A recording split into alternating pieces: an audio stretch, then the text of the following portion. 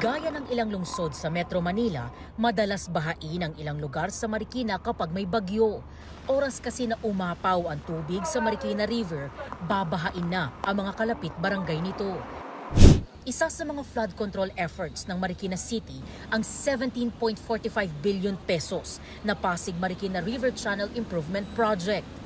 Ayon sa Marikina River Park Authority, nasa 50 to 55 meters ang orihinal na lapad ng Marikina River na magiging 80 to 100 meters kapag natapos ang ginagawang widening.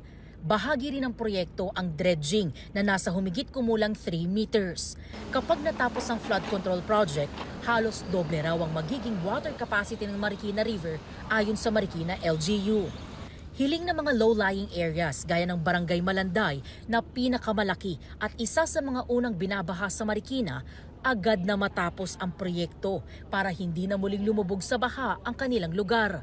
Sa baha namin noon, talagang hindi safe kasi nga konting ulan lang, baha talaga sa mga kabahayan, pumapasok na yung tubig. Yung nagkaroon po kami ng dredging, yung widening, wala na kami na-experience na gano'n. Nabawasan na rin daw ang mga lumilikas na residente nitong mga nagdaang bagyo at pag-ulan dahil naibsa ng mga pagbaha sa barangay. Gaya ng Malanday, madalas ding problema ng barangay Tumana ang baha. Malaking bahagi kasi ng barangay ang nasa tabi ng Marikina River.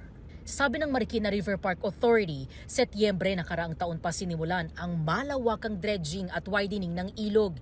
Isang taon makalipas, mas lumawak na ang ilog. Ilang bahagi rin ng mga isinarang kalsada ang bukas na sa mga residente at motorista.